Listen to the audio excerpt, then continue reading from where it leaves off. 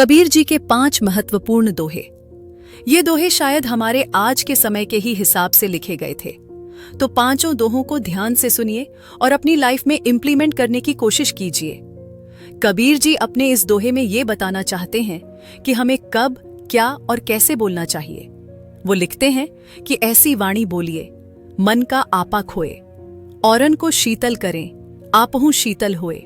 अर्थात लोग अक्सर गुस्से, अहंकार और जल्दबाजी में कठोर शब्द बोल जाते हैं। सोशल मीडिया और डिजिटल युग में भी हमें सोच समझकर शब्दों का प्रयोग करना चाहिए, ताकि हमारे शब्द दूसरों के लिए प्रेरणा और शांति का कारण बने, न कि विवाद और तनाव का।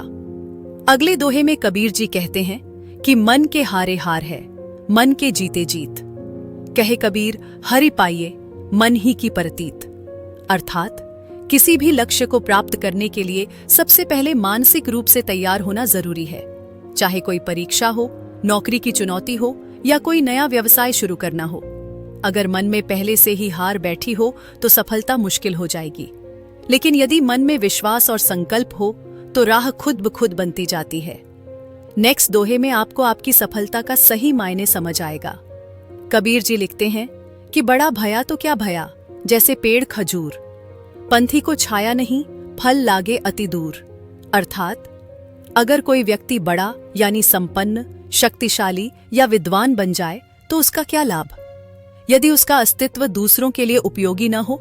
यह वैसा ही है जैसे खजूर का पेड़, जो ऊंचा तो बहुत होता है, लेकिन न तो राहगीरों को छाया देता है और न ही उसके फल आसानी से किसी को उपलब्ध होते हैं। आलोचक आपके लिए कितना इंपॉर्टेंट है, वो कबीर जी के इस दोहे में समझ आएगा। कबीर जी लिखते हैं कि निंदक नियरे राखिए, आंगन कुटी छवाएं, बिन पानी साबुन बिना निर्मल करे सुहाए। अर्थात हमें अपने आलोचकों यानी निंदकों से दूर भागने के बजाय उन्हें अपने पास रखना चाहिए। जिस तरह साबुन और पानी हमारे शरीर को साफ करते हैं, उसी तरह एक निंदक बिना किसी बाहरी साधन के हमारे स्वभाव और चरित्र को निखारने में मदद करता है।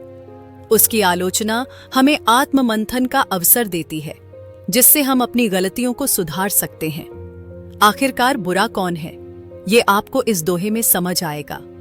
कबीर जी कहते हैं कि बुरा जो देखन मैं चला, बुरा न मिलिया कोय, जो मन देखा आपना, मुझसे बुरा न कोय। अर्थात बुराई कहीं बाहर नहीं बल्कि हमारे ही भीतर होती है।